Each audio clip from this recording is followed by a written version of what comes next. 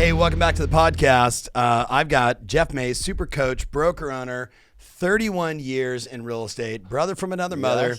But before we jump in, because this is going to be the single greatest sales meeting for people on the planet, and you've got to talk into the microphone. I'm going to hold you accountable to that. All right. If you're watching this or listening to this and you're a fan of what we do and how much value we deliver to the marketplace, if you are sitting here right now knowing you need more accountability, you need guardrails, you need somebody pushing you, I'm going to strongly recommend you go to my website, tomferry.com, and schedule a business consultation with somebody on my team, because 2022 is going to be an interesting year. Going to be a little and different. We already see the numbers right now. Yeah. Right? You take the top 50% of agents doing 91% of the business. You take the top 25% of agents in the MLS doing 73% of the business. You got 40% of the agents haven't even sold a house in the last 12 months. Step it up. You need help. And I'm making the argument for your success. Go to tomferry.com, click on whatever button it is that says free business consultation. We should have a conversation. All right, Jeff. Yes. First of all, man, it's good to have you back on the podcast. Yeah. I appreciate you having me back after a month or two ago. We had a very highly rated podcast. You know, I'm going to try my best to talk in that microphone. I can see you're already looking at me like this guy doesn't even. But you know, I appreciate you bringing. That was a fun podcast. That was good. But you know, you put three very talented professional speakers with two microphones. 3 speakers and 2 microphones. I like to affectionately call them the mic hogs. Oh, yes, I can see that. Pipes and Pantana. Yes. Well, Jason, okay, so let me answer that question 7 different ways, right? Right, exactly. And then pipes. Okay, people, here's what we got to do. You know what I was thinking about is imagine if all 4 of us were on stage and they put us in equal corners and then they just drop the mic right in the middle. And let's see who would win. Well, I would sit back and let you guys bloody each other up, and I would just grab the microphone at the end. Right. That's exactly what would happen. We would go for it. Okay, so for the people that, certainly if you're listening or you're watching, you know Jeff has been with me for a long time, coaches 70 rock star broker owners, team leaders, super luxury. You have so many luxury agents, too, that are just the Hamptons, New York City, Aspen, that are just killing it. And what's so interesting is, you really are like a true sales manager at heart. Yes. And I think people need to have context for this. So like myself, I'm 32 years in the business. You're 31 years in the business. Today he owns a brokerage, running that with Kate, who's insane. 20 agent team. But prior to that, running Ronnie's company, one of the highest per person productivity offices that I can ever remember. For probably 15 years, I was running an office that had 50 agents doing about 24, 30 deals a year. Right. We were doing 1,000 a year. Right. It was unbelievable. It was pretty strong. I want to get into that, but I want to give them more context. You did that. You did new home sales. You ran relocation. You were a buyer's agent at one point on a team. 6 years coaching and training with us. So the first thing is, I actually want to ask you, it wasn't on the list, but like, go into that. What was it like running that? Because you've got a team leader listening right now. You got a broker listening right now. You got a top agent. You got a brand new agent. Right. What was it like for those years running Ronnie's company, and really just, you were the motor, man. You ran that thing. I come from a place of almost sales management. I'm a big, contracts talk, BS walks. So we're always focused. We're always talking on what can we focus on this month. And so running that office, one thing we had, you talked about coaching, we had 3/4 of our agents were in coaching. That helped. That made my life as a manager or a leader a whole lot easier, because everybody was moving in the same direction. Everybody was talking the same talk, and that was the key. But, looking back, we had 2 transaction coordinators. We had a listing coordinator. We had an office manager. We had an owner. We had a sales manager. And we had agents that had been in the business 10 or 15 years. We had agents that had been in the business 6 days, But what we always were trying to do on a weekly basis is, what's the focus this week, or what's the focus today? I think we're always so far, like, it's easy to plan 6 months, a year down the road. What are we going to do today? What's this week look like? What are we going to, exactly. Do you have any appointments? No? How do we get some appointments? That is you got coach, deals? Let's get them closed. My coaching at the end of the day is, how many listing appointments have you gone on? How many buyer appointments? How many conversations have you made? We need to focus on the things that matter at the end of the day, which are sales and listings. So, I think that, everybody was like, what was that like? I think that what we did, we would role play at least 2 or 3 times a week. We would have a 30-minute meeting. And then we would just check in with them or have an accountability or coaching session. You did management by walking around before we even read about it. You know, and I still do this day. When I'm going to the office, I'm going to talk to 2 or 3 agents on the way to the office. On the way home, I'm going to talk to 2 or 3 agents. And I'm going to be like, just, what do you got going on? Tell me what you got. You know, what I do a lot of is Tom, is who is your best buyer? Tell me about your best buyer right now. Yeah. And I think as a leader, our job is to give them the secret sauce of just helping them move the needle on that listing appointment they may be going on tonight or that buyer appointment and just talking it through. That's at the end of the day what they need. You know what a great sales manager does? And it's the same thing a great coach does. Right. We instill confidence. Yes. We instill You can do it. confidence. You got this. That's exactly what I would do. Right. It's sometimes as a leader, they're just calling you to say, am I doing this right?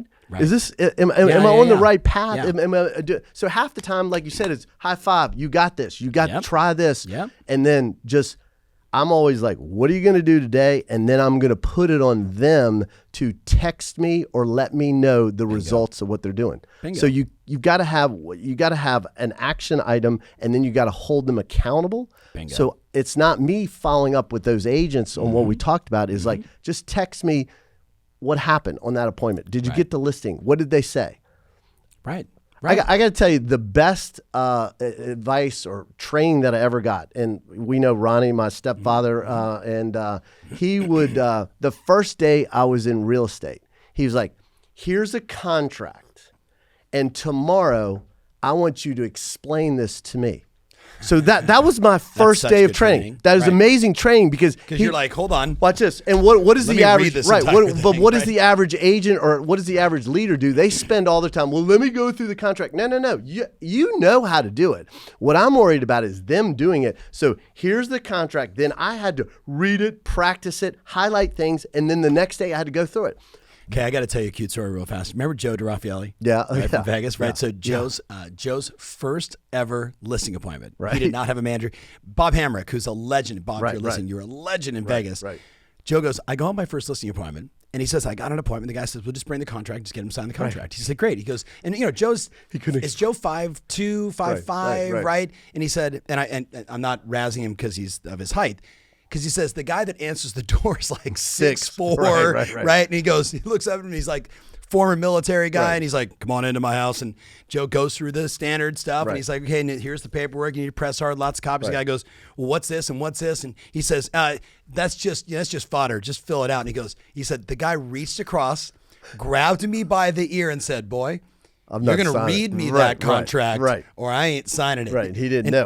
And Joe instantly thought, I might want to actually learn this contract. Right. The idea is the first thing you're going to have to explain is a contract. Right. So then day 2, I had to explain a listing contract. Right. And then the third day, I had to do my listing presentation. The fourth day, I had to do my buyer presentation. So guys, in 4 days, I've already learned how to explain a contract, do a listing agreement, what to say and do. And I mean, that if you can do it with your leader or your boss or somebody, it's so easy when you do it face to face. Right. Because the real pressure is you know, you're a couple of days on the job in this new career, right? That's far scarier, truthfully, than like talking to like an actual buyer seller. All right, I wrote down 1, 2, 3, 4, 5. Because we're never going to get through any of this stuff. We're not even. We got one bonus question. Was like, what was it like running that company? Right. So I wrote down interest rates and urgency. Yep. Pricing and price reductions. Right. Handling commission-ectomy. Right. The commission-ectomy. Yep. I want to talk about closing at the listing appointment because I think it's a lost art. Big deal. I want to talk about 100% conversion on buyers, and you were sharing with me before we got started this first-time home buyer thing, so I added that on the list as well. Yeah. So interest rates and urgency. What are you telling your clients right now? Because rates are going up. They're starting to inch up. I just interviewed the guy from MBA, and I'm forgetting his name now, but he's the chief economist for the Mortgage Business Association, and he's like, rates could be in the 4s by the end of 23. Right. I was like, or excuse me, 22. I apologize, 22. So what are you telling your clients right now? So I think most people are not. I don't think rates inching up is to some degree a good thing. It is. But I think that what we're not paying attention to this. They're starting to creep up. I just noticed the past month that rates have gone from 2.7 to 3.4. Yep. Okay, that's For a 30-year fix. For a 30-year fix, national average. That means purchasers' buying power has gone down by 10%. Right. So, Tom, on $1 million mortgage, your payment would be $4,000 a month ago. Now it's $4,400.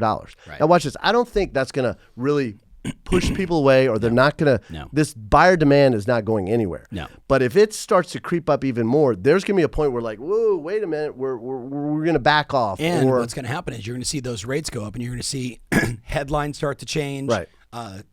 Parents now saying to their kids, I'm not sure, maybe you should wait. Right. You're going to see hesitancy in the marketplace because the price of everything is going up. Food, milk, gas, housing, interest rates, all of it. So what are you telling your clients to do? So I'm seeing articles, weekly mortgage demand dropped 6% after interest rates move higher. Yeah. Weekly mortgage demand stalls as rate. You're starting to see these things. We know that the only way we can, really government can control inflation is by adjusting the interest rates. So everybody out there, you should be on the phone right now. I'm looking for my weekly sales meeting fodder. What am I going to do? Get on the phone to all old leads and just talk about rates creeping up. Hey, Tom, there's a window of an opportunity, and I really think the next 3 or 4 months, rates are still going to be good. And if you're serious about buying a house in the next year or two, we need to look now, or we need to go out there and get back together, or we need to. You know what's great about the timing on this too? Historically, for everybody listening, I don't know what day is today, whatever it's Wednesday, whatever. Right. And so this will be out probably a week after we film this. It'll probably change. Well, so there's always that. But here's the thing. Historically, the fourth quarter, transactions in the U.S. go down by 18% historically. Right. We didn't see that in 2020. Right. And I think that's because agents just take off. No doubt. And we know our clientele, oftentimes the fourth quarter could be the best. It's like the best of two because they finish strong, but then they market aggressively. So the first quarter becomes bonkers. Right. But again, calling your old leads, rates are creeping up. Inventory is going to be down, but there's going to be less buyer demand. So what's the language you want the listener to use when they're calling? Because it's one thing to say, Jeff, Kate, I just want to reach out and let you guys know, hey, rates are definitely going up, right? Which means your purchasing power is going to be less. That $400,000 house, if you want the same payment, it's now $350,000, right? So let's get you back up. But Tom, I've always said it is the last quarter is the best time of year to buy a house because like you said, there's less demand, there's less people looking out there. Maybe there's not 10 offers, maybe there's only 2 or 3, or maybe the house doesn't sell in the first day, maybe it takes 4 or 5 days. You start to see that this time of the year. I think agents start to pat themselves on the back and they just start to back off. Hey, this is everybody that crushed it this year. They worked their butt off the last quarter of last year, and then it just it creeps over and just goes into next year. We know that 2022 starts right now. Right. Okay. So call me. I'm a buyer. You and I, we looked at property 3 or 4 months ago. I got disenfranchised because there was nothing out there. I wrote a couple offers. I re-signed my lease. You know what I mean? Yeah. So, and now you're calling me. Hey, Tom, this is Jeff Mays over at ABC Real Estate. You recently reached out to us about buying a house. You remember when we looked maybe back in May? Yeah, of course, man. Yeah. Part of the reason for me calling is, have you noticed what interest rates have started to do? I'm paying attention a little bit, but where are they at? They're starting to creep up a little bit. So are you still in the market to buy a house? Well, what's the rate now? Because when we were looking, it was like the mid to high 2s. It's low 3s. You can get 3 and a quarter. It's still a great time. What I'm worried about is a year from now, you're going to have to pay more, and rates may be at 4.5%. So I was just reaching out. Let's get back together. Let's go see what's out there. And if there's nothing out there, I want to know what you're looking for. I will mail, knock. I will get on the phone and find out what you're looking for and just hunt for you basically in this type of market. So I know you said your lease is up in March or April. Yeah. If we found you the perfect home and the rates were good and you were fine with the mortgage, would you consider moving right now or moving in the next 60 to 90 days? I mean, if I can get out of my lease. Okay. So, here's one thing that people don't realize. It's probably going to take a month or 2 for us to find a house and then probably another couple months to close. So that is, look, it's November, December, January, February. We're already in February or March. Right. And you said your lease is up when? Yeah, my lease is up in March. Okay, it's the time. Now's the time. Okay. So I think we need to talk timing with buyers as well. We just got really frustrated, with the last go around looking at properties with you and Kate and, writing an offer, falling in love with the house and then it not coming together. just, you know, So what if I told you? What if I told you there's going to be potentially less offers? Maybe anybody that's selling their house right now, they're pretty motivated as well. So we're starting to see some price reductions out there. Let's just get back together. Let's re-engage. Let's see what's out there. What works for you? Are you available Saturday in the morning or Sunday afternoon? Yeah, let's figure out Saturday. Let me talk to Kathy, but Saturday sounds good. So why don't I pencil you in for Saturday at 10? Will that work? Yeah. Okay. You're I'll see you Saturday. Closer. I'm not gonna let him off. I'm always gonna pencil you in. You know. Right. I love even I'll pencil you in. I'm not sure how you pencil me in on your phone. That is old school right there. You just caught me on that. Let me put you in my calendar. Yes. Okay. So let's transition just for a second. We wanted to talk about first-time buyers. Right. And we wanted to talk about like 100% conversion of buyers. Right. So let's go to the end, which was that first-time buyers scripting conversation and some of that 100% conversion. I like that you prepared, man. I am prepared. As a great sales manager does. Well, the last time I was here, I had a lot of notes, and I noticed some people looking at my notes, and they were ahead of me, and I was like, "Oh, okay, ditto." You know? Yeah, you stole my point. All right. So what I always did, and this is it's great for a first-time home buyer. They didn't even know I would do this. We'd go to lunch, and I would be able to do this on a napkin. Okay, listen, if you can do this on a napkin, I would draw a line down the middle, and I would say, let me show you what your net worth looks like in 5 years, okay? And on the left side, I would have rent, and on the right side, I would have own. Everybody with me so far? Hold on. Super? Brian, Katie, you two listening? Super easy. Okay, so do this exercise right now. I'm razzing, you know, Ian already owns a house. Right. He should buy more, right? Brian, do you own a house yet? Katie, do you own a house yet? All right, you're going to be 25 like in a couple days, Katie. You better get on this shit. All right. So the idea is both of you need to do this assignment. I'm telling you, this will change your idea about buying a house. So the first is rent. So let me ask you, let's use an example that, like, say your rent is $3,000. Right. So Tom, what is your rent a month? It's about $3,000. Okay. So what I'm going to do is $3,000 times 60 months. That's 5 years. You're going to spend $180,000 in rent, right? Wow. Okay. Yeah. So let me ask you something. When you move out, do you get any of that back? No. They don't give you any of that money back? No. Okay, so you no. If anything, they keep increasing the rent, which they've done to me twice in the last 2 years. Right. So that $180,000 is a loss.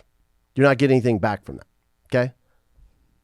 You two feeling that over there? I was literally just talking to him about moving out in January. I'm like, we're gonna sell you a house. We're gonna sell you both a house. This is good. This is good. So Tom, the next thing, do you get any equity when you move out of that rental? Do you get any equity? No. Okay. Do you get any tax benefit? No. Has anybody sat down and explained the process of buying a home and the huge benefit? Taken the time to show you? Exactly. But so let's look at this. On the rent side right now, we got $180,000. This no is equity. the ultimate first-time buyer consultation. This is done so at Starbucks easy. Or at lunch. Exactly. What I like with about your this, friends. That's too. okay. What I like about this is a friendly. This isn't a sales pitch. This is like, tell me, hey guys, like you're gonna spend this money anyway. Right. So do you want to invest it in this, or do you want to pay somebody else's mortgage, or do you want to pay your own mortgage? Right. Because a mortgage is going to be paid. You're gonna pay it. I'm gonna show you one thing at the very end that gets them every time. So Tom, at the end of the day, renting $180,000 loss. 6 years. Right. Whatever the multiple, whatever their average rent is, $2,000 a month, $1,500, $3,000 a month. So then on the own side, we're going to spend the same amount of money, $180,000. But hey, Tom, what do you think 80%? Hey guys, what is 80% of a mortgage? Do you know what it is? 80% is interest. Yeah. And what's the key to interest? You can write some of that off. It's deductible. Right. So 80% of that rent that you're going to be paying now in a mortgage is going to be deductible. And let's say you're at a 30% tax bracket. I just use this example. You're going to make $43,000. Now watch this. In 5 years, that is money in your back pocket that you're not paying the government. Yeah. Okay. That is, you're going to make, they're actually paying you to own a home because of the mortgage deduction. You two get that? Okay. You have not experienced that, but that's the big benefit to owning, one of the big benefits of owning a home. The next thing is, let me ask you something. So you're going to save $43,000 in taxes. How much equity do you get when you own a house? Well, you get all the equity. Right. But let me ask you, what's the appreciation past 50 years? What do you think the appreciation has been in the United States? 3%? It's 4%? about 5%. Really? So let's say this was about a $60,000 let's say it was about a $600,000 house or $600,000 mortgage. At 5% over 5 years, you're going to have an equity of $150,000. So you're going to buy this house. The idea is it's going to go up 5% a year on average. And so then when you're done, you're going to save $43,000 on taxes. You're going to make $150,000 equity. You're going to be in the positive $193,000 as compared to a loss of $180,000. Yep. I've got an idea, and this is always works. This will close them. Let's you and I go out and look at houses, and you pick one, and I'll buy it. And so you're going to lose 180. You'll buy it and I'll rent it? buy it for you and you rent it. And I'll make the 193,000. No way, man. I'm not doing that. Come on. I'll do this for you. You love paying rent. But that's what you're doing right now. Right. You love paying rent. I love it. So that's the idea, is close them on, like they will be like, no, I want to buy a house. And then it's not Okay, so hold much. on. So Katie, come over here. Come here, Katie. We're pulling Katie into the podcast. Right. Yes. When are you going to Introduce yourself. My name is Katie. Tell them how old you are. I'm 24. Gonna be 25. All We're right. We're already In 2 planning weeks. the big party. Do I need to teach you how to talk? No, into the no, you microphone? don't. No, you don't. So what did you think as you were going through that? The one thing I got is that buying a home is better than renting. Yes. That's the end all be all. Right. Yep. And you're basically losing money if you pay somebody else rent. How much is your rent right now? I don't pay rent because I currently live at home Okay. because I want to move out. That's Right. why. Okay. So I'm saving money. So you know what I did when I graduated from college? I found 2 or 3 good friends of mine, and I bought a house, and they rented the 2 or 3 other rooms. Okay. And so they were paying 2/3 of my mortgage. Right. They were paying pretty much my mortgage. And so when it was done, I sold the house. I got the equity. And then have you ever wondered, like, you see these people like, how do people live in $1 million home? Here's what they do. They do this for 3 or 5 years. They sell it. They take the equity, and then they move up. And they do it 3 or 4 times in their life. So that person that's living in $1 million house, they've got a $1,500 mortgage because they're just taking the equity and moving it up every time, and their payment's not changing. We got to get you on the ownership train. Yes. All right. Yes, we do. What do you think? When are you going to buy a house? By when? I don't know.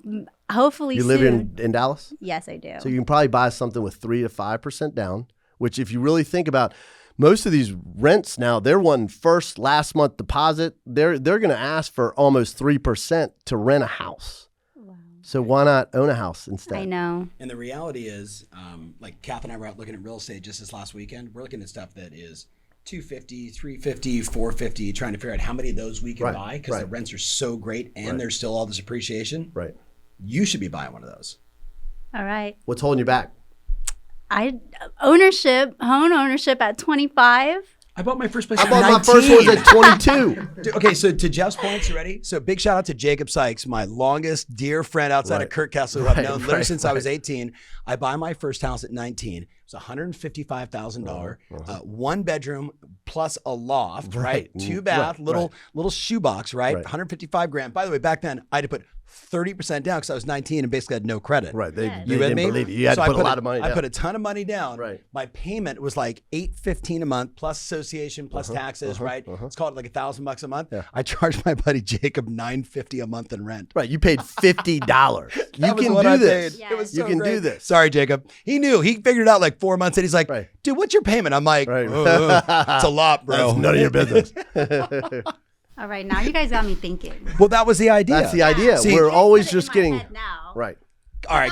All right. Okay. No, Yeah. talk to the microphone. No, I was literally talking to Brian earlier. I was like, hey, I'm going to move out in January. Okay. I'm looking at apartments, Yeah. not a house. No, Yeah. we're gonna buy. A I house. know. Now I'm like, okay, let's look at houses. Okay, so I'll give you another story. So my wife, Kathy, when she bought her first house, she bought it with one of her dear friends, Steve Rowe, Right. right? So they buy it together, Right. right?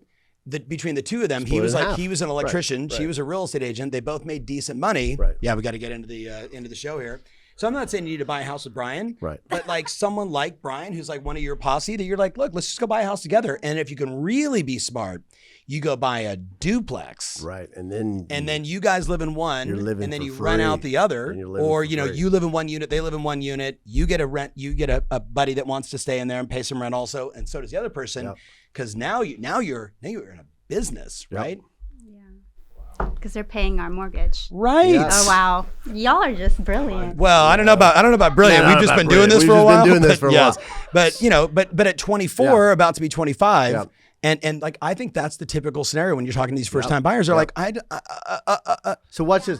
You just need to be educated. Watch this. The worst. Most people are like, I don't want to be planted. I don't want to be stuck in one. You could always rent it out. Right. Or in this market. You bought a house, 6 months ago? A year ago. How much have you made in equity so far? Oh, a lot. Okay. Talking to Ian, our producer here. Yeah. 120 or something. Right. He's made 120 grand in equity because he bought a house. Where'd you buy? What city again? Prosper. Oh, Prosper. I just love that name, right? So great. All right. So the first time buyer thing is key. One thing I want to say is I think agents get really weird about numbers and which is a really odd thought because so much of buying real estate is math. So, hey guys, you need to have a mortgage calculator. Right. Everything I'm going through is on a mortgage calculator. Right. And another thing that I used to do, every week or every month, I would at least go to lunch with a loan officer learn about different programs or become an expert in mortgages and be able to speak payments. Right. And so most people are like, you need to talk to they're going to just shuffle it off on the loan officer. No, you've got to be. You're like the quarterback in this transaction. Right. You've got to know everything. So I'm going to open up my playbook right here on my arm and go, with the interest rates, if they go to 4, that means your payment's this and your buying power is that. Right. Do you guys want to wait? Can you afford to wait? I mean, I know you're only 24, about to be 25. You can't. Right. Okay. It's going to cost you more. So we got first-time buyer scripting. That is money. I would even argue for everybody listening right now, you should take your closest 15 friends from high school or college. Take them to lunch. Do it on a napkin. I want to have lunch. I just want to show you something I learned. It's blowing me away. I want your input as a buddy. What do you think? I'm thinking about buying another house. Let me just go through the math with you, right? And it's not about a sales pitch. It really is about educating people because not everybody's going to say, okay, I'm going to buy a house. And not everybody has the money. Not everybody's as disciplined as you are. They're saving and getting ready for it. All right. Here's what I think. Every sale and listing starts with a conversation. 100%. And we just want to have a conversation with people. Right. So at the end of the day on this thing, whatever you're losing, it's usually about what you're going to gain. Right. It's about a one-to-one gain. So you're either gonna lose $180,000 or whatever it was in rent, or you're gonna pick up $120,000 in equity in a year. I heard a story that most apartment complexes after 3.5 years, they're paid for. It's all cash. After that, it's all cash. That's why big apartments never sell because they're just raking in the money after the first 3 or 4 years. And after 10 years, you refinance the note and you take a bunch of cash out and you go buy another 80 or 100 or 200 or 500 plaques. That's the game. Yeah. Okay, so we did first-time buyer scripting. Yep. Let's jump. Interest rates. Yeah, let's jump back because those two were correlated. But I want to go pricing and price reductions. Okay. So you and I were talking before the show that I'm seeing it. Right. I'm not seeing it everywhere, and I'm not seeing it in every product type. Real estate's always hyper local. Right. Everybody's got different. And product type specific. If I'm in the high end, if it's 4 years or newer, clean design, sells in 2 seconds. Right. If it's 5 years or older, 70s, forget 10 years. Right. Then you got to find it has to be priced. What was the great Steve Harney line? Right. If the home isn't selling, the price isn't compelling. Yep. So let's talk about pricing and price reductions. So what's the sales management mindset and language today? What I usually talk about with agents is I would ask the seller, let's say maybe you got something that's everybody's freaking out now when something doesn't sell in 2 weeks. Okay. We gotta look at the world is over. Right. We gotta look at the big picture. I mean, I'm talking if it hasn't sold in a month or two or the seller's really on you to get this price right. I would always ask this question. Hey, Tom, if I brought you a all cash contract, clean deal that would close in 30 days, what would you take? Yeah. At this point, what would you take? What would you take? I would take 13. Okay. So let's do this. Let's lower it to 13. I would rather you turn down offers than not have any offers. Let me fight to get everybody up to 13. It'll give me enough motivation to go back to previous buyers agents and buyers that take a look at it and give you some ammunition. How's that sound? So I love that. Let me give you another one, right? Timmy Smith, his all-time best line. So Kate doing this on you out in he Newport. did, bastard. Such a good line, and he got me. I talked to Kathy last night. She's like, all right, don't interrupt my script with my own price I'm reduction taking needs. the story. All right, but I'm getting an offer today. That's right. Knock on wood. Here we go. We've heard that before. That's a new one. Show me the money. We're expecting an offer. Right. That's so good. And we're just sitting there by our computer waiting for that email, aren't you? Kathy is right now at her email. I haven't gotten anything from Tim yet. Where is it, Timmy? Right. All right. So Tim's great line is, hey, at what price are you guys no longer a seller? Love it. At what price are you no longer a seller? And it's the same thing with buyer, right? But that seller line, they're like, God, if we don't get X, and every time you're basically getting the reverse engineer. Right, you're getting their bottom line. Price. You're getting the bottom. It's a good way to. But we used to say, at what price would you be a seller? Yeah, or what would it take? Right, because that was in the the market's escalating faster than we know what to do with. Right, so at what price would you become a seller? And this is you've been on the market for 60 days, and let's paint the scenario. The seller picked the price.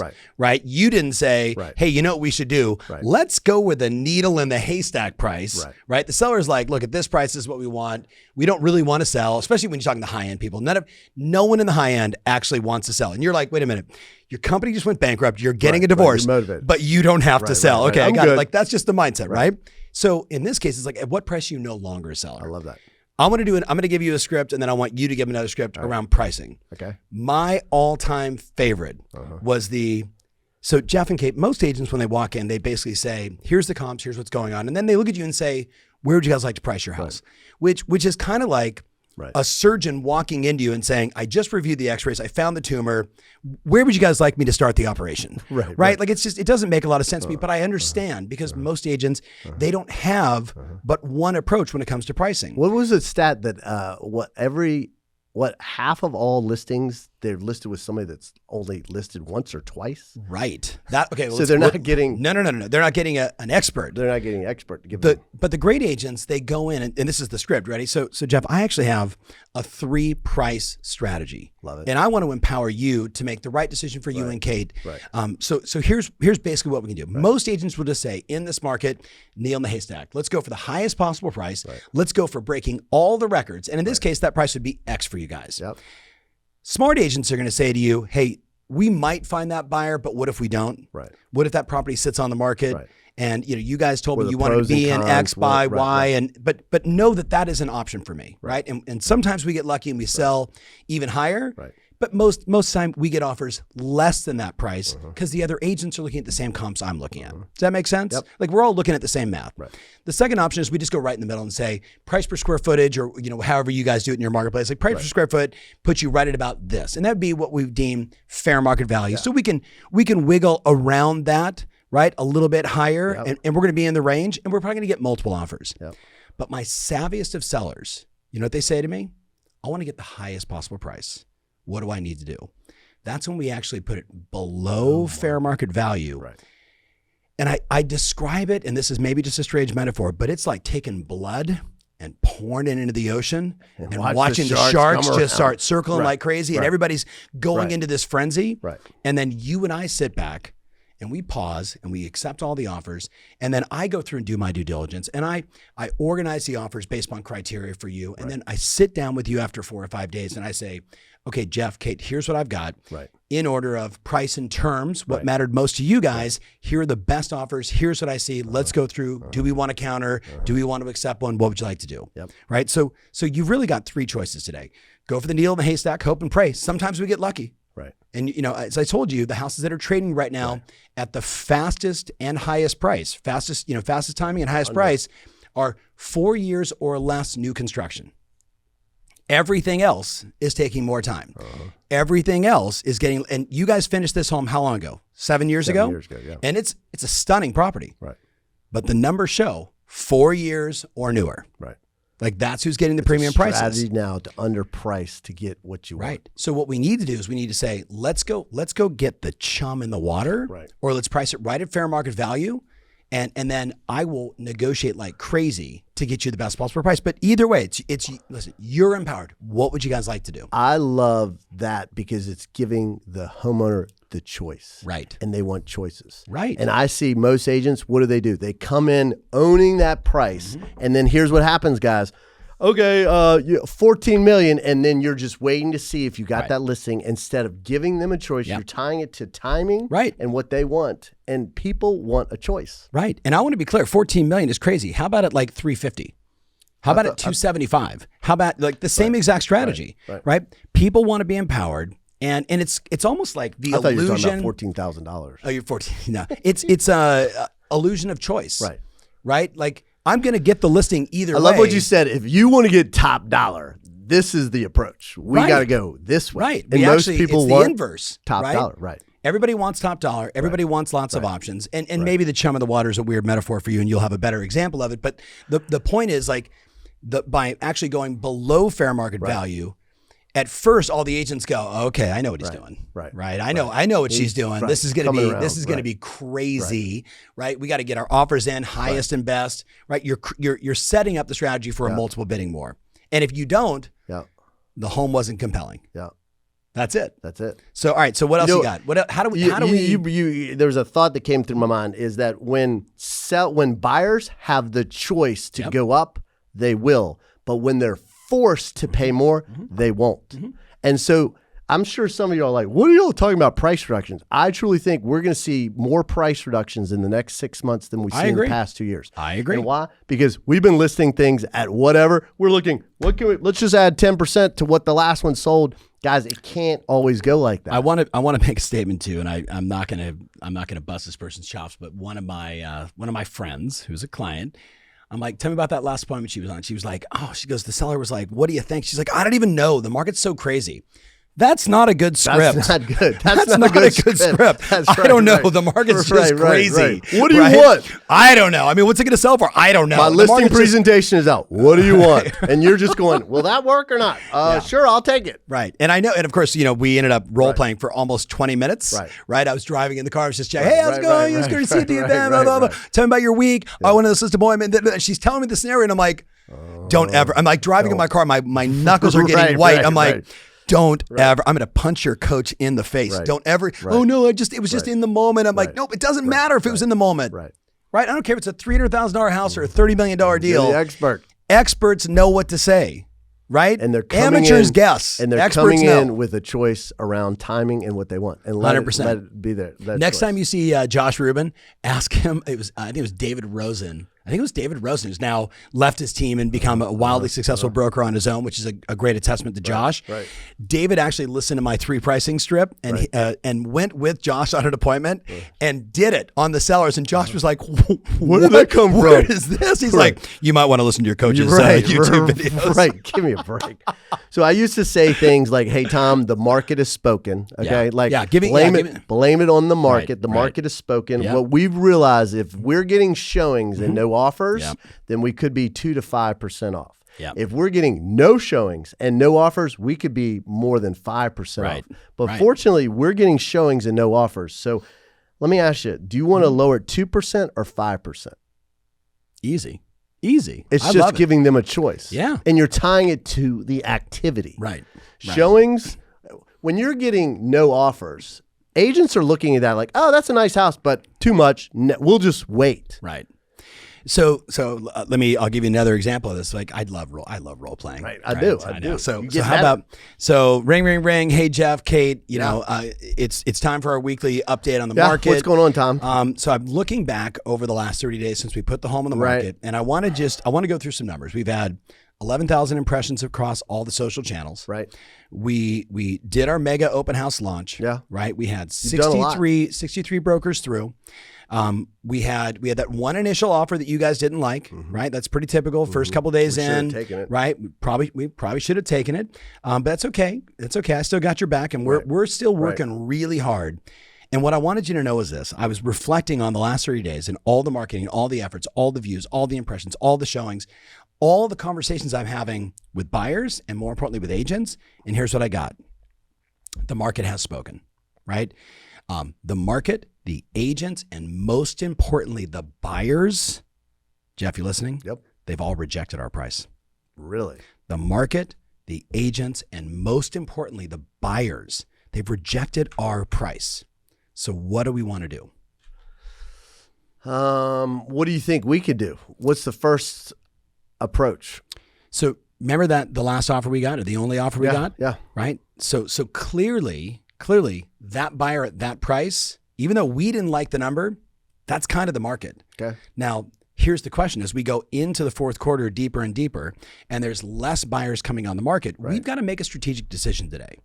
Do we want to sell before the end of the year, or do we want to wait until the spring market of next year? No. We got to get, I need some tax write-offs. Okay. We got to get this sold by the end of the year. Remember, I'm here for you, right? So if that's the case, then we need to go back to that initial offer, and we need to price it less than that initial offer to get the activity.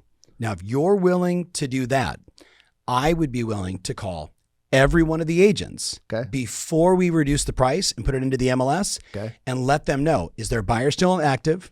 And if we reduce the price to this, would they come to the table? I'd be willing to make every one of those phone calls if you guys would be willing to adjust the price. Let's do it. I just made that shit up. I'm sitting here looking at like, you're killing it and you don't even friggin' sell real estate. Right. But how many deals do you think you do a year? Like, be honest. Okay, because I'm Forrest Gump. Like, I would actually use my coaching. 1,100 deals a year. Right. I don't know how many days are there. Right. I go back to you. Do you remember who was the gal from Louisiana, Miss Irma? Oh yeah. Do you remember Miss Irma? Oh my God. She was in in a wheelchair. Yeah. God bless was her. she doing like 200-300? She was doing 300 deals a year before anybody was doing three. Right. She would literally. You remember her great line? She's like, I remember. We roll her up on stage. Totally remember right. That. In a wheelchair. Right. She's doing 300 deals a year. I don't even know if she had a last name. She was just Miss Irma. Irma. That was it. Right? Yeah. She worked for like Coal Bankers. I don't even forget who it was. Right. She's like, she says, I get this phone call and they're like, Miss Irma, we're thinking about selling our house. And she's like, Ian, when I sold you that, did I leave the sign in the garage? They would have their sign. Put the sign out of the garage, put it in the front, and then you come to my office. I was like, the audience was dying. But you know what? That woman, she just knew what to say. She kept it so simple, right? She was friendly, she was warm, and she was the authority. Like, remember she said, hey, I'm in a wheelchair. It's not easy for me to get to you, but it's easy for you to get to me. I'm at the office every day, Monday through Friday, 8 to 5. Let me pass you over to my secretary and just book left an appointment. and right at her office. Think about that, guys. Over the phone, negotiating deals. This is like 1994, right? She knew her market. Miss Irma would be my goal, right? No wheelchair. Everybody come to you. Super rad. All right, so let's switch gears. We did interest rates. We did first-time buyer. We talked a little price and price reductions. I think it's important. I think it's super important right now for everybody to hear, whether it's the 3 pricing strategy or you've got to come in with a degree of separation when it comes to pricing, right? Because I actually want to talk about closing for a minute because this is one of your strong suits. My hallucination is that the vast majority of people love the dance, but don't. I think about my brother-in-law, right? So Steve Almonte, right? So Steve is a closer. Whether it was him as a single guy, like the funniest line ever. He's sitting with my son, who's like, Michael must have been like 19. And he goes, "You want to know how you close?" He's like, "You're in the middle of the dance floor. You're talking to the girl, and you're like, hey, do you like ice cream?" Just on the dance floor. Pattern interrupt. And they, of course, they like ice. Hey, let's go get an ice cream. And just like that, you left the club. I'm like, you're teaching my 19-year-old son how to close. I'm not sure if this is entirely appropriate, but I did notice that Michael grabbed his phone out and started writing notes. Like he's an OG, right? The great mistake though is I think so many people they focus on the marketing and what I'm going to do, the table and look what my company does, and all that matters. But if you don't get to the end and say, so Jeff, Kate, put me to work, let's go, and that's when everybody freezes up. That's when everybody. That's where they fumble at the last minute when they're ready to close, and they're like, "Okay, call me later. I'll wait to hear from you." When they go, what majority of people do is like, "I'll wait to hear," and that's not a good place to be. Jeff, we just, my wife and I, we love everything you're saying. We just need to think it over. So, Tom, let me ask you something. Was this helpful today? Did you get some good information? You were out of all the people we met with, we felt the most informed and educated today. So let's talk about how we're leaving our meeting today and what we learned. Okay. Are we in agreement of listing your home at $13 million. Yes. Great. Perfect. And based on that, you don't owe much. It looks like you're going to walk away with about $11 million. Yes. Is that enough to get you to the next place? It's so much money, I'm not even sure what to do with myself. Okay, I love it. Yes. So we're good on the price. I wish this was actually real, by the way. Anybody's wondering. Yes. Right, but so we're good on the price. We're good on our net. And let me ask you something. Based on my marketing plan, do you feel like we can expose your property to the most agents and qualified buyers to get you the highest price in the shortest time frame? You think we can get it sold? As I mentioned to you, I'm a marketing guy, and I was very impressed with your marketing plan, no doubt. And we're going to be working closely and communicating a lot over the next few months. Do you feel like we can work well together? You think we can get along? Yeah, I like your energy. Okay. Hey, Tom, basically, normally when we agree on the price, the net, the marketing, and the agent, really the four major factors in picking a real estate firm and company, this is the time that sellers normally sign the listing agreement. So are you prepared to move forward and so I can get you the $12 million and get you to where you need to be in the next 30 days? Does that sound like a plan? Yeah, I mean, when you frame it like that, yeah, okay, that makes sense. Okay, you just did a basic four part yes, set, close. Right, yes. Like I'm old school. Like I know every, I love to set. So a yes, set, close. Right. Give me the four things. Normally, price, net. Give me the opening though, because the opening was the hook. Like you said, well, normally at this point, and here's why we say normally. People want to be normal. What you're Nobody saying wants to be Abby something. Normally, Hey, hold on. Right. Anybody? Do you know what I'm talking about? For the person listening right now on the podcast, if you know the reference Abby something, I want to see it in the comments. And that person's going to win. The first person that does it is going to win a free coaching session with me. So I got to see it in the comments on my YouTube channel or Instagram. This is actually the moment of the Instagram clip. Right. I don't know why I actually do that. I make it the moment. I don't even know what it is. Abby moment? What are you talking about? You mean to tell me we built a 6'8" monster, Young Frankenstein, right? Oh yeah. And you didn't take Hans Zellman, the greatest mind ever. We put the dumbest, Abby something, right? Abby normal. Oh, that's right. That's right. Abby normal in the jar for the brain because he knocked over. Marty Feldman knocks over the other brain of like the greatest scientist ever, and instead all he grabs the next one over and says Abby normal. What was his name? Abby something. Abby something. Abby normal. You mean to tell me? That is so funny. Young Frankenstein. Come on, people. Gotta look at it. All right. What were we talking about? Close the four set, yes, set, close. Give it to me again. So normally when we agree on the price, your net, the marketing, and the agent, really the four major factors in picking an agent in a real estate firm, this is the time, Tom, that sellers sign the listing agreement. So are you prepared to move forward so we can get you your $12 million and get to where you need to be in the next 30 days? Does that sound like a plan? That sounds great. Great. That's it. I love it. So I think that, again, what I love is you reaffirmed the four major things that matter, and you let them know normally, again, because nobody wants to be Abby something. Normally, when someone says yes, the next move is here. But what's another script? But the one thing that does is if they don't like the price, it's going to draw out the objection. Drawing out the objection. Right. So then we can handle, because we've all been like, maybe they didn't choose you because they didn't like the price. Well, if they don't like the price, it's going to come up then. Right.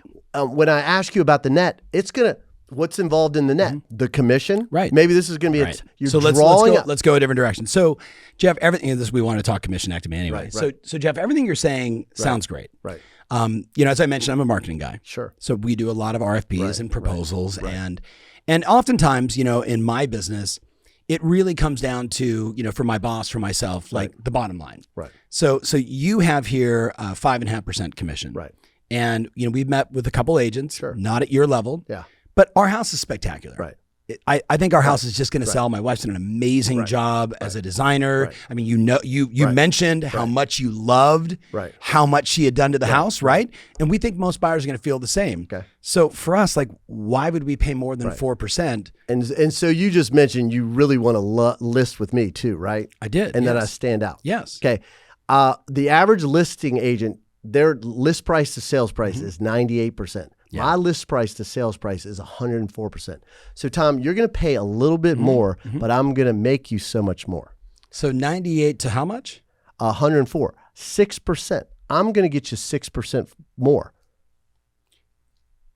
But you told me what the price it was going to sell for. Right. And everybody, like I'd one of the other agents said they would actually listed at a higher price. But all agents are not the same. You're comparing me to the average agent. Do you realize, you know what the average agent sells in a year? No. They do 3 deals a year. I'm on track to do 60 deals. I'm on track to do 20 times more than the average agent. Yeah. So I'm not who you're comparing me to. Yeah. If you pay me a little bit more, I can get you so much more. Yeah. And one thing that I know, when you go with somebody that doesn't have the enough marketing money behind this, they're not going to get you top dollar. Right. So you're going to cut corners to some degree. And you said you want to get what? The bottom line is important. Yep. So I can get you more. You're going to pay a little bit more, but I can get you so much more. Yeah. Who's got $1? Like a single dollar bill. Right. This is a good analogy. Anybody? I know what you're going to do. Yeah. I got three people on my team are all money bags. I got hundreds. All right, give me 100. 50s. I don't care. Just give me. I just need something. But a dollar will make everybody feel better. Yeah. So Give me back my 50. he's like, give me back my 50. My all-time favorite on commissions. Right. And look, I get, maybe for the average person, you're gonna be like, oh, I don't know if I could ever get away with that. Right. That's not me. Right. Like John Arrow, legend of Beverly Hills real estate. I know. Legend. Yep. He and I are doing a training one time in Beverly Hills. And I say, John, well, you round trip Merv Griffin's house in 1902, right? For $30 million bucks. Right. And there's no way that Merv paid full commission. He goes, let me show you what I did. And like in his briefcase, he always had a perfect stack of $1 bills, 100 of them, right?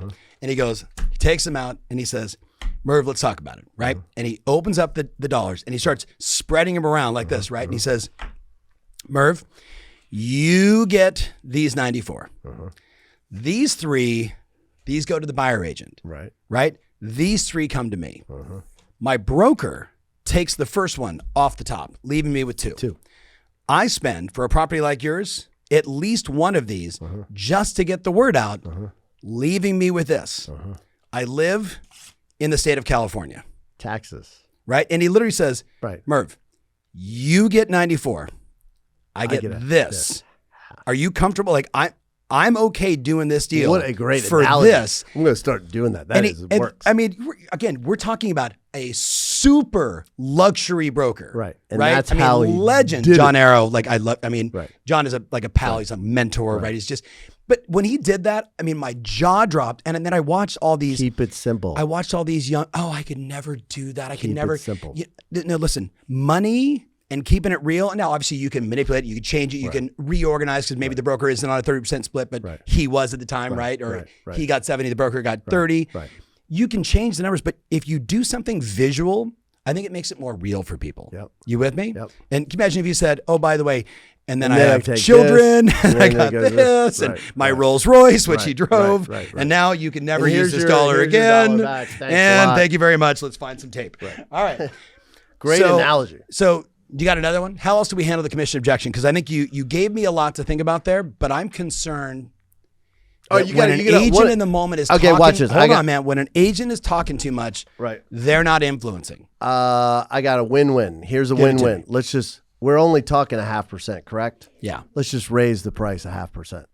Okay. I like that. Okay. I like that. I'll get you more. Yep. That's a win-win. Yeah. You'll again have a Yep. full-time agent Yep. that you want to hire Yep. that has enough marketing dollar behind Yep. what I'm doing. Yep. And then we'll get this home sold. You know what I see the savviest agents doing? What are they doing? So Jeff, you and Kate told me, I'm just making up this number. You guys wanted to net $480,000. Right. And at my current commission plan, Right. at this price, you're concerned that you're only going to net $450,000. Right. If I can net you more than 480, would you split it with me? Sure. Right? Yeah. So all you of can a sudden, give me an now, extra 30,000. if I get you 481, Right. can I have one of the dollars and you take, I'll take 50 cents, you take the other 50 cents. Yeah, if you could give me above that number, 450, absolutely. So then I'm going to recommend we lower the price and create the feeding urgency. frenzy, Right. like I mentioned. Okay. It's going to be more work on me, Right. and it's going to be a little more time on you because I'm going to have to go through 5, 8, 10, 30 offers. But So what I'm will you charge willing if I'm at 450? at 450. Yeah. I'd be willing to go to 4.25. 0.95%. I give you a full graduated 0.5 so off. Graduated commission based on what you Right. So but you got to earn. But everything above 4. Okay, I'm everything all for that. Everything above 480, As a we seller, should split. I'm all for that. Right. Now, by the way, notice I did not go what most people do, 5 Right. to 4.5. Right. Right. I'd be willing to go from 5 Right. to 4, Right. 950 Right. or 95. Yeah. Right. I'm giving you a full Yeah. 0.5 off of 1. Okay. You with me? Yeah. Like I just think that people just break it down. Sometimes so people think about- just ask.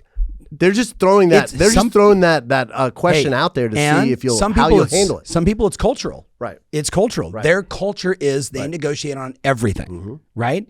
So I just think the more somebody can ammo up, you and I both know you got to have 3, 4, 5 things that you can go to. Right. And at the end of the day, this is what I tell people, and they're like, "But they just kept haggling me and haggling me and haggling me." I'm like, "Okay, well, don't go 5 to 4.5." Right. And don't go 5 to 4 without a concession on their end. Right. Right. We're negotiating. Right. I'm here to be empowered. So you want me to take a full 1% off, and you want to list your property 5% higher than what they're selling for. I'd be willing to take that 1% off if you would be willing to go back down and actually price it at fair market value. Love it. That way, the $20,000 or $10,000 or $30,000 I spend on marketing, I am I have more insurance that the property is going to sell. I don't want to be the second agent. I want to be the only agent. You got me thinking about, the great Jackie Othon in Toronto. Right. She's got 3 plans, the silver, gold, platinum package. There you go. Hey guys, this is key. There you people, go. Again, you mentioned earlier, people want choices. And she laminates them. Right. Remember that? Right. She's got one listing presentation for the whole year. She laminates them, but she goes through and she says her silver package is the basics. I'm going to put it in the MLS. I'm going to put a sign out there. Whatever she charges. Then she's got the gold package, which is pretty much what she does. Yeah. And then the platinum package, she does everything, which she normally does. Yeah. And she doesn't even have a commission cost on that. Right. What she found is nobody ever wants, when it comes to choices, they don't want the bottom. No. They want the platinum at the gold price for the gold price. 100%. She gets 98% of her listings at the commission she wants. Right. But people want to feel like they got a deal. Big shout out to Jackie. How long have you been coaching her now? I don't coach her. Okay. I've interviewed her, and she's been on stage with me 3 or 4 times. She's bonkers, right? It's awesome. And stunning. And every time. Do you remember in Brooklyn, we did, I think it was a blueprint event back in like 2018, and she stood up at the elite mastermind, and everybody's jaws were like, they're like, can I have that entire listing presentation? We got to get Jackie on the podcast. Seriously. It's super fun. Yeah, I love her listing presentation for one reason. There's no words on it. Hey guys, we're doing old school 1980s stuff when it comes to listing presentation. You're giving people all this verbiage. It's all, she's just got Facebook, Instagram. Yep. She's just got pictures, staging, no words. Bad photo, good photo. Right, no Everybody words. Understands it. Right. You got to realize you're doing a listing presentation that makes people like, well, I need to download this. I need to watch this or read it. Do I need to read all this information? Right. Yeah. So I thought that's pretty strong. Seth Godin does a 1-hour talk, has 100 slides, not a single word on it. I love that. Did you? How about dude? Nazar's talk at we Team had the Plus. same thought. I was like, that was badass. That was really like good. one of the people have best. no idea what we're talking about. Big shout out to Nazar. All my Team Plus clients we had were like, the same look. I was like, that. All he did was pictures and just phrases, pictures and phrases. That's how people communicate. That's the world we're living in. You know me as this. Farm, as a farmer. This is where but what I really do is this. Yeah. That was good. He actually told me he saw a TED Talk and he R&D'd that, which was brilliant. Okay, so let's recap. Yep. Greatest sales meeting ever. I hope this. Oh, we haven't gotten to 100% conversion yet. I'm coming to it, but we did interest rates. We did first time buyer. We did pricing and price reductions. We did a little commissionectomy. We did the close, right? So how do you close? Yep. And by the way, so when we have this on YouTube, it needs to be time stamped for every one of these so they can just go right to it. This is called, we don't edit. We instead talk about the edits while we're doing the podcast. And so let's finish with the 100% conversion on buyers, right? I coach Carolyn Young, as many of y'all know. And hey, by the way, November 3rd, we are doing an expired role play, her and I. Inside of a loom? It's in a loom. I don't know if it's in a loom. It It's posted on the TF Elite on Facebook. I'll send you the link. But the idea is for half an hour, we're going to go through. But it's for coaching clients. It's for coaching clients. Yeah. But anyways, she is obviously now part of Zillow Flex. And what she's realized is that she has 100% conversion ratio on the calls that comes in. Yeah. And how does she do that? Number one, guys, I think we got to back up and give people context. So this woman went to an event 5 years ago-ish. Right. She, for 15 straight years, plateaued. $400 to $1,000, $450 every year. Break through. Which, by the way, I mean, my hat's off to anybody that can do that for like a decade and a half. They would be totally happy with it. Right. But she's very competitive, and she's in a competitive environment. So 5-6 years ago-ish, maybe 5. I think it's really only 5. Right.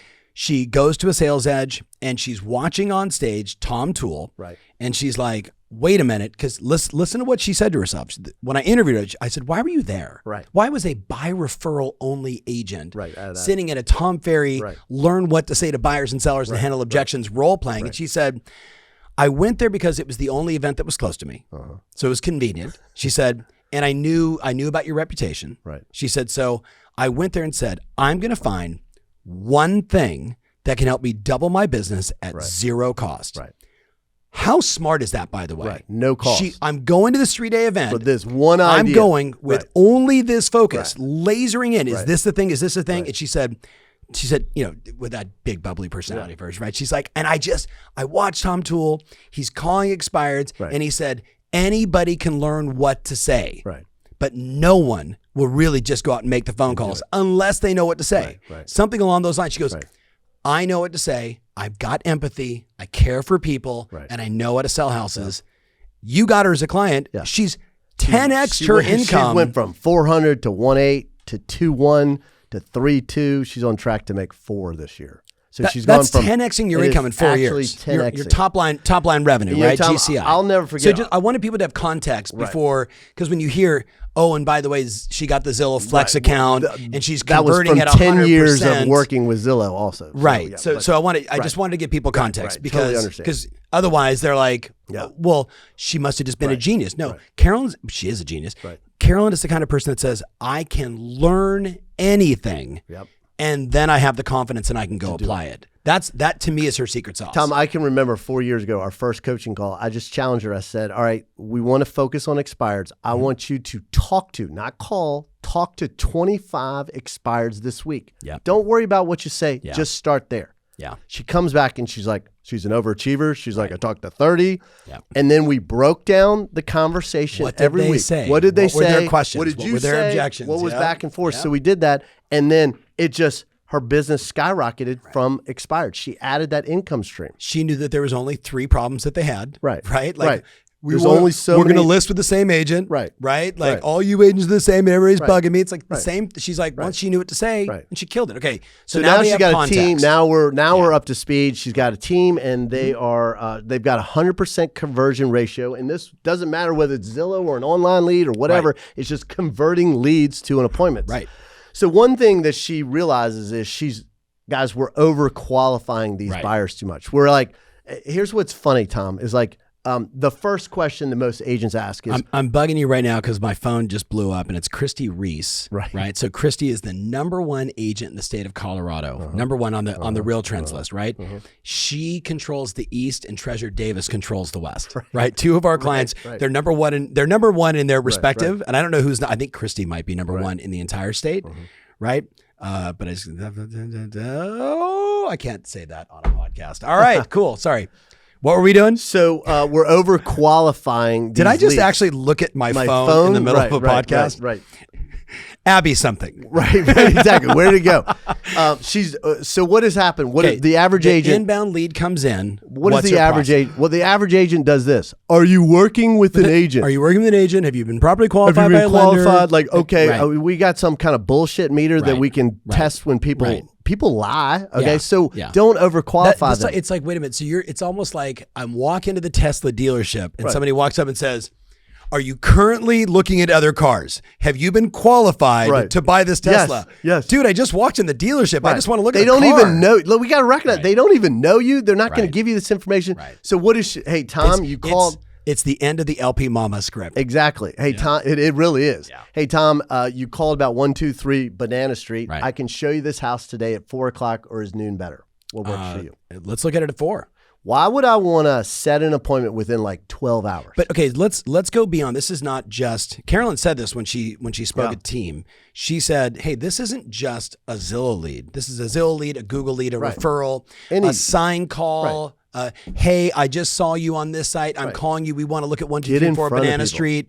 And her whole thing is go. Right. Now, what does the single agent do that doesn't have a team? Set the appointment. I've always felt like, you know what I mean? Like maybe they don't have the time. Yeah. Maybe they're not, like where Carolyn could say, okay, Brian, you got this one. Ian, you got this one. Jeff, you go on this one. Watch this. I'll take this one. Whoa. This is what I think. Everybody, let this sink in, guys. Everybody is worth 30 minutes of your time. You're not that busy.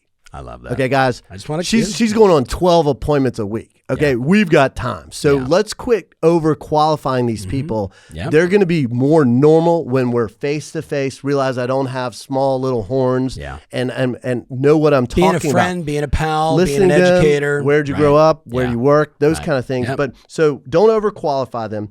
And then hey, there's 1 or 2 houses that are nearby. Don't overqualify them up front. Right. Give them what they want. They want to go see 1234 Banana. They want to look at the house. But while you're there, what are you doing? Then you're going to, what are you looking for? How long have you been looking? Where do you live? Do you have to sell your house? Then you're going to do the LP Mama. Right. And so people, like it's so hard to even get people on the phone.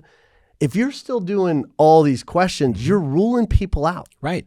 And it's not working. So what I'm going to do is then give them an appointment and then offer alternatives. There's 1 or 2 other houses nearby. Tom, do you want to take a look at them when we get together? And you got an extra 15 or 20 minutes to take a look at another property. Yeah, of course. What am I doing right there? I'm adding service. I'm adding getting value. Right. And if you say, hey, Ian in my office has an off-market property. Right. Would you be interested in seeing something off-market? What are you talking about? Tell me more. Everybody wants to see the off-market property. Then you've got them. Yeah. So again, everybody is worth 30 minutes of your time. They're going to be a whole lot more normal face-to-face. Set the appointment, offer alternatives, and then turn them into a client is really what she's doing. Yeah. And watch this. If you and her conversion is skyrocketing because of this. It's a change in approach. 100% conversion and 13% close rate of deals. Yeah. She's leading the nation right now for Zillow, highest conversion amongst all these. I mean, there's 1,000 teams that are now have these accounts. What does she learn? Go on a. You've always said the highest indicator of your success is the amount of appointments you go on. We need to go on more appointments. Quit ruling these people out. Right. And give people 15 minutes at a house. Right. And if they're there for 45, it means they're interested. Right.